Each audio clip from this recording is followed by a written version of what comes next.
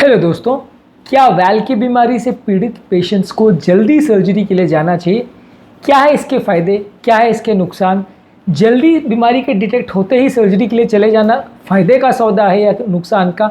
आज इसके सारे फ़ायदे नुकसान हम डिस्कस करेंगे ताकि एक अंडरस्टैंडिंग डेवलप हो सके कि जब कभी किसी व्यक्ति को वैल की प्रॉब्लम डायग्नोज होती है तो उसका अगला स्टेप क्या होना चाहिए और सर्जरी के लिए आइडियली वेट करने के फ़ायदे नुकसान क्या है, ये सारी चीज़ों पर हम बात करेंगे।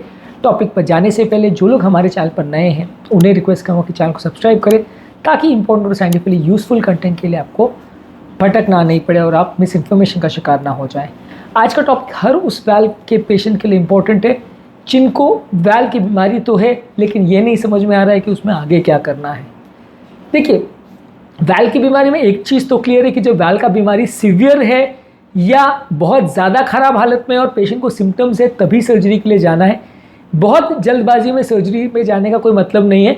अगर माइल्ड टू मॉडरेट कैटेगरी में वैल का प्रॉब्लम है तो सर्जरी के लिए मोस्टली नहीं जाना है। जब सीवियर कैटेगरी में हो या सिम्टम्स हो या प्रॉब्लम्स हो तो ही सर्जरी के लिए जाना है। सर्जरी के क्या इंडिकेशंस है और कब सर्जरी के लिए जाना है उस पर ऑलरेडी हमने सेपरेट वीडियो की है, लेकिन ये समझने की ज़रूरत है कि सर्जरी की यहाँ जो हम बात कर रहे हैं वहाँ हम ऑलरेडी यही बात कर रहे हैं कि जिनको सीवियर प्रॉब्लम है वहीं पे ही सर्जरी की बात हो रही है। माइल्ड टू मॉडरेट तो पहले ही एक्सक्लूड कर दिया हमने कि माइल्ड टू मॉडरेट में तो करना ही नहीं है, वहाँ तो वैल का प्रॉब्लम ही इतना सीरियस नहीं है कि सर्जरी की ज़रूरत पड़े। रहा सवाल सीवियर केसेस में जहाँ पे वैल की प्रॉब्लम ऑलरेडी सबसे ख़राब कैटेगरी में है, क्योंकि वैल की प्रॉब्लम को हम 3 कैटेगरी में डिवाइड करते हैं, माइल्ड, मॉडरेट, सीवियर। माइल्ड मतलब सबसे कम, मॉडरेट मतलब उससे ज़्यादा, सीवियर मतलब सबसे ज़्यादा। इनके इकोकार्डियोग्राफी द्वारा डिफाइंड कट ऑफ्स हैं कि इसके को माइल्ड बोलेंगे, इसको मॉडरेट, इसको सीवियर। सीवियर में ही आप सर्जरी करोगे, लेकिन सीवियर में भी आपको सर्जरी जल्दी करने के फ़ायदे क्या हैं? जल्दी करने के फ़ायदे ये हैं कि आपको सिम्टम रिलीफ मिल जाएगा। अब मान लीजिए किसी व्यक्ति को सिम्टम्स हो रहे हैं, सांस फूल रहा है, हार्ट फेलियर के सिम्टम चालू हो गए, चलने में, छाती में दर्द वगैरह हो रहा है तो उसमें फ़ायदा मिल जाएगा। सेकेंडली, कॉम्प्लिकेशंस होने का रिस्क कंपैरेटिवली कम हो जाएगा। इसका मतलब ये है कि यदि आप जल्दी सर्जरी करते हैं तो हार्ट को परमानेंट डैमेज होने का रिस्क काफ़ी कम हो जाता है, क्योंकि जब कभी भी वैल के पेशेंट को लंबे समय तक आप सिर्फ दवा पर रखते हो तो वैल जैसे जैसे हार्ट पर स्ट्रेस करता है, प्रेशर करता है, हार्ट के परमानेंट डैमेज होने का खतरा बढ़ जाता है। इससे लंबे समय में लोगों को हार्ट का नुकसान होता है और जब कभी सर्जरी बहुत लेट की जाती है तब तक हार्ट काफ़ी हद तक परमानेंट डैमेज हो चुका होता है, जिसकी वजह से नुकसान होता है। जल्दी सर्जरी करने से ये नुकसान कंपैरेटिवली कम होगा, यानी हार्ट के परमानेंट डैमेज होने के चांसेस कम हो जाएंगे। इसके अलावा long term outcomes comparatively better है उन लोगों में जिनमें सर्जरी की जाए, लेकिन जल्दी सर्जरी से यहाँ पे भी वो मतलब नहीं है कि माइल्ड टू मॉडरेट कैटेगरी में सर्जरी की बात कर रहे हैं।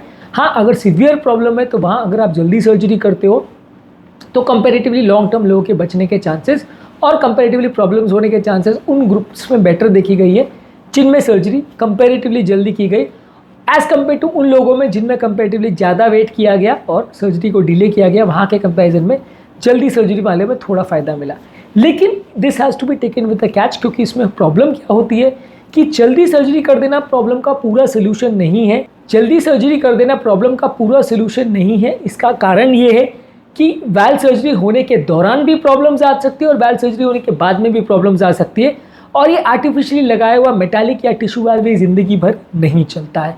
आर्टिफिशियली लगाया हुआ टिश्यू वैल्व 10 से 12 साल चलता है, आर्टिफिशियल लगाया मेटालिक वैल्व 20 से 25 साल चलता है। टिश्यू वैल्व के साथ फ़ायदा ये है कि खून पतला करने की दवा उतने हाई डोज नहीं देनी पड़ती है। मेटालिक वैल्व का फ़ायदा ये कि लंबा चलता है, लेकिन नुकसान ये है कि खून पतला करने की दवा यदि आपने 1-2 दिन भी मिस कर दी तो भी वैल्व में क्लॉट हो सकता है, और दवा लेने के बावजूद भी क्लॉट हो सकता है वैल्व में, 1-8% उसका भी रिस्क रहता है। और इसके अलावा ये भी प्रॉब्लम ये है कि यदि आप दवा मिस करते हो तो दिक्कत, दवा ले रहे हो और दवा का डोज थोड़ा ज़्यादा हो गया तो ब्लीडिंग का प्रॉब्लम। तो ये सारी प्रॉब्लम्स दवाओं के बावजूद भी लोगों में होती है, इसलिए वैल्व की सर्जरी करा लेने के बाद प्रॉब्लम पूरी तरह से ख़त्म हो जाती है, ऐसा नहीं है। इसके अलावा यदि ऑलरेडी आप सर्जरी में लेट हो और हार्ट डैमेज हो चुका है तो डैमेज हीलिंग में कुछ फ़ायदा तो ज़रूर होगा, लेकिन हार्ट पूरी तरह से ठीक हो जाएगा ऐसा ज़रूरी नहीं है। इसके अलावा सर्जरी के दौरान भी कभी कभार पम्प फंक्शन डिटोरिएट होता है, क्योंकि सर्जरी के दौरान जब हार्ट का स्ट्रक्चर्स को आप कट करते हैं तो काफ़ी पेशेंट को सर्जरी के तुरंत बाद हार्ट में सिग्निफिकेंट डैमेज देखा जा सकता है, पम्प फंक्शन सिग्निफिकेंट डिटोरिएशन देखा जा सकता है। काफ़ी लोगों में इस तरह मेरा खुद का एक्सपीरियंस ये है कि जब हम दवाइयाँ करते हैं तो सिग्निफिकेंट इंप्रूवमेंट आ जाता है, लेकिन हर व्यक्ति में आए ऐसा ज़रूरी नहीं है। खासकर उन लोगों में जिनका हार्ट ऑलरेडी डैमेज हो चुका है खासकर उन लोगों में जिनका पंप फंक्शन ऑलरेडी ख़राब है। वैसे लोगों में मृत्यु दर भी कई गुना ज़्यादा रहता है, वैसे लोगों में रिस्क भी ज़्यादा रहता है। तो ऐसे लोगों में कई बार हमको दवा पर चलाना पड़ता है, कुछ दिन दवा पर चलाते हैं, थोड़ा इंप्रूवमेंट होता है, फिर सर्जरी के लिए आप पेशेंट को भेज सकते हो। तो ये सारी चीज़ें भी इतना ईजी डिसीजन नहीं है।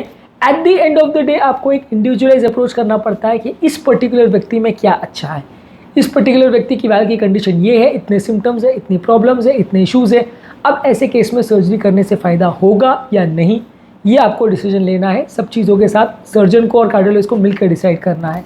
ऐसे केस में सर्जरी जल्दी करने से भी फ़ायदा नहीं है, लेट करने से फ़ायदा नहीं है। जल्दी का फ़ायदा ये है कि हार्ट का परमानेंट डैमेज होने का रिस्क कंपैरेटिवली कम हो जाएगा, पर प्री मैच्योर सर्जरी की बात नहीं कर रहे हैं, माइल्ड टू मॉडरेट लेवल पे सर्जरी की बात नहीं कर रहे हैं। सीवियर केसेस में भी अगर सिम्टम्स है, हार्ट फेलियर की तरफ बढ़ रहा है, चेम्बर डायलेट हो रहे हैं, ये सब चीज़ों का कट ऑफ दिया गया है, तो सर्जरी की जा सकती है। नहीं तो कई सीवियर वाले केसेस को भी सालों साल चलाया जा सकता है बिना सर्जरी के, बिना ज़्यादा को परमानेंटली डैमेज के, बशर्ते पेशेंट रेगुलरली फॉलोअप आता रहे, बशर्ते रेगुलर चेकअप होता रहे, रेगुलर इको स्कैनिंग होता रहे, और अगर फेलियर के साइंस मिल रहे हैं या कंडीशन बिगड़ रही है तो आप सर्जरी के लिए जा सकते हो।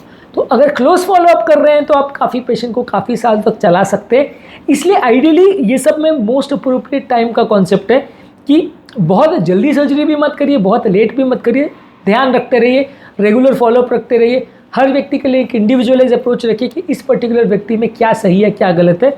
कोई ऐसा फिक्स पैटर्न नहीं है, किसी व्यक्ति में 1 साल भी चल सकता है, किसी में 2 साल, किसी में 10 साल भी चल सकता है बगैर सर्जरी के। पर ऐसा कोई हड़बड़ा के जल्दी करने से भी फ़ायदा नहीं होगा सर्जरी, और बहुत लेट करके भी फ़ायदा नहीं होगा। अगर पेशेंट पहली बार डिटेक्ट हो रहा है तो मैं नॉर्मली ये फॉलो करता हूँ कि कुछ दिन आप दवा पर चला के देखते हो, साल 2 साल या 6 महीना, और उसके बाद पेशेंट की कंडीशन देखते हो कैसी रहती है। यदि कंडीशन ठीक है और कोई दिक्कत नहीं है तो आप थोड़े टाइम और दवा पर चला सकते हो। यदि कंडीशन बिगड़ रही है और पेशेंट डिटोरिएट कर रहा है तो वहाँ पे आपको फिर जल्दी सर्जरी करनी पड़ती है। तो ये एक इंडिविजुअलाइज डिसीजन है, जो पेशेंट की हालत सुधर रही है, बिगड़ रही है, कंडीशन स्थिर है, ये सारी चीज़ों को मद्देनज़र सब चीज़ों को ध्यान में रख के लिया जाता है। इसमें सिर्फ इको में सीवियर प्रॉब्लम मिल गया तो सर्जरी सबको कर लेना ऐसा ज़रूरी नहीं है। हालांकि कुछ केसेस में जहाँ वाल्व का प्रॉब्लम बहुत ज़्यादा ख़राब है और वाल्व ऑलरेडी फट चुका है या इन्फेक्शन हो चुका है और उसके हील होने के कोई चांसेस नहीं है, वहाँ पे फिर थोड़ा हमें जल्दी सर्जरी का डिसीजन लेना पड़ता है। पर काफ़ी केसेस में जहाँ हार्ट फेलियर भी है, जहाँ पंप फंक्शन का प्रॉब्लम है, जहाँ सर्जिकल रिस्क ज़्यादा है, वहाँ पे आप काफ़ी बार थोड़ा लेट करके भी आपको ज़्यादा फ़ायदा मिलता है, हड़बड़ा के उल्टा नुकसान भी होता है कई बार पेशेंट को। तो इसलिए वाल्व की बीमारियों वाले पेशेंट्स में सर्जरी का डिसीजन एक क्रिटिकल डिसीजन है। हमारे हिसाब से बहुत ज़्यादा सर्जरी के लिए हड़बड़ाने की ज़रूरत नहीं है। हमारे हिसाब से ज़्यादातर पेशेंट को एटलीस्ट 6 to 8 मंथ्स का मेडिसिन का ट्रायल देना चाहिए। उसके बाद कंडीशन देख के डिसाइड करना चाहिए कि कंडीशन सुधर रही है, बिगड़ रही है। रेगुलर फॉलोअप में रखिए, जितनी ज़्यादा ख़राब कंडीशन है उतना ज़्यादा अग्रेसिव फॉलोअप रहेगा। और जब आपको लग रहा है कि कंडीशन बिगड़ रही है तो सर्जरी के लिए भेज दीजिए। अगर आपको लग रहा है कि कंडीशन सुधर रही है और काम चल रहा है तो चलने दे सकते हैं। जल्दीबाजी में सर्जरी करने के भी थोड़े फ़ायदे ज़रूर हैं, लेकिन सब कुछ इसके बाद अच्छा हो जाएगा और वो पर्सन को ज़िंदगी में कभी तकलीफ़ नहीं आएगी, ये सोचना गलत है। सर्जरी के बाद भी इश्यूज़ आ सकते हैं। इनफैक्ट सर्जरी के बाद कई कंडीशंस लोगों की पहले से ज़्यादा बिगड़ भी सकती है। इसलिए क्योंकि ये सर्जरी बड़ी है, अपने आप में इसमें लाइफ रिस्क काफ़ी ज़्यादा है, सर्जरी के दौरान भी और उसके बाद भी। तो इसलिए सर्जरी का डिसीजन मल्टीपल डॉक्टर से पूछ के, विचार विमर्श करके, सोच के तभी लेना चाहिए। हड़बड़ाहट में डिसीजन लेने में कई बार फ़ायदे के बदले नुकसान भी हो सकता है। इसलिए आज के टॉपिक में हमने बात करी कि वाल्व के पेशेंट में जल्दी सर्जरी करने के फ़ायदे हैं या सर्जरी को डिले करने का फ़ायदा है, क्या अप्रोप्रिएट डिसीजन एक पर्टिकुलर व्यक्ति के लिए। हमारा हिसाब तो ये, हमारा सजेशन तो ये है कि बेटर है कि जैसी बीमारी डायग्नोज हो, अगर माइल्ड टू मॉडरेट है तो दवा पे चलाते रहिए, सीवियर है तो कुछ दिन वेट एंड वॉच करिए, कंडीशन सुधर रही है, बिगड़ रही है, कैसा रिस्पॉन्स आ रहा है, ये चीज़ों को देखने के लिए। उसके बाद कंडीशन जैसी रहती है उसके हिसाब से डिसाइड करिए। यदि कंडीशन स्टेबल है तो दवा पर चलाते रहिए, यदि स्टेबल नहीं है तो सर्जरी के लिए जाइए। बहुत ख़राब केस है तो फिर थोड़े दिन स्टेबलाइज करने के बाद फिर तुरंत सर्जरी करना पड़ेगा। उम्मीद करूँगा कि आज के टॉपिक में कुछ नई बातें जानने को मिली होगी। जो लोग हमारे चैनल पर नए हैं उन्हें रिक्वेस्ट करूँगा कि चैनल को सब्सक्राइब करें, ताकि इंपॉर्टेंट और साइंटिफिकली यूजफुल कंटेंट के लिए आपको वेट ना करना पड़े और आपको परेशान ना होना पड़े और आप मिस इन्फॉर्मेशन का शिकार ना हो जाए।